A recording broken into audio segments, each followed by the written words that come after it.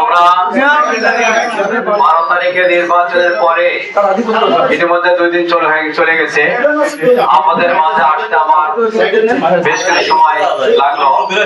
আজকে আমাদের মাঝে অনেক আগে আসার কথা ছিল, কিন্তু সকাল থেকে বাগানপাড়া কিছু ইউনিয়নে যাওয়ার কারণে জনগণের আবেগ উদ্দীপনার কারণে আপনাদের মাঝে আসতে আমার অনেক দেরি হয়ে গেছে, এজন্য দুঃখিত। আমরা আজকে বাগানপাড়া ময়নগর বসুন্ধিয়ার নির্বাচন এলাকার সর্বস্তরের জনগণের সহযোগিতা পেয়েছি।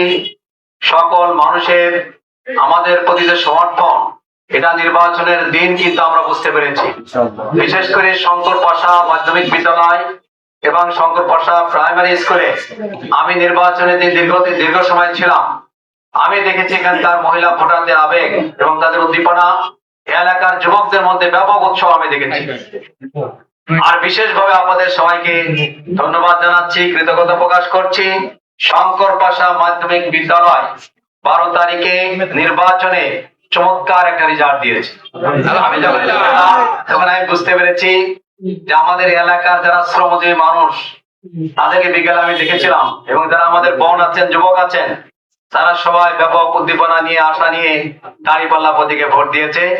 আমি সবাইকে সবার কাছে কৃতজ্ঞ আর সবাইকে আমি ধন্যবাদ জানাই। আর আজকের প্রেক্ষাপটে আমাদেরকে ধৈর্য ধারণ করতে হবে, আমাদেরকে সহনশীল হতে হবে, উদার হতে হবে। আমাদের মাধ্যমে যদি কোনো পরিবেশ, কোন জায়গায় যদি কোনো বিঘ্ন না ঘটে আর মানুষ আমাদেরকে উত্ত্যক্ত করার চেষ্টা করবে, ধৈর্যের সাথে সেই পরিস্থিতি আমাদের মোকাবেলা করতে হবে। আরেকটি বিষয় না বললে হয় না, গণতন্ত্রের প্রতি সকল দলের শ্রদ্ধা থাকা উচিত, সমর্থন থাকা উচিত, সম্মান দেখানো উচিত।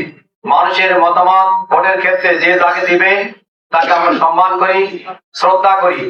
আমরা কখনোই ভিন্ন মতের কোন ভাই এবং বোনকে কখনোই ঘৃণা করি না। আমরা বলেছি বাগানপাড়া ময়নগর বসুন্ধিয়া সর্বস্তরের মানুষের দোয়া ভালোবাসা নিয়েই কিন্তু আজকে আমরা বাস করেছি। আমরা সকল দলের মতের, সকল ধর্মের, সকল বর্ণের মানুষকে নিয়ে দেশ গড়তে চাই। আমি ব্যক্তিগতভাবে কখনো দলীয়করণ করতে চাই না।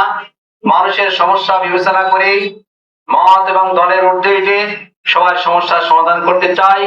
আমরা এলাকার উন্নয়ন চাই। এই উন্নয়ন করতে গেলে সবাই এখন থেকে সহযোগিতা দরকার। যেভাবে আপনারা ভোটের ক্ষেত্রে সহযোগিতা করেছেন, আগামী দিনে আমি আশা করি আপনারা আমার পাশে থাকবেন, সহযোগিতা করবেন।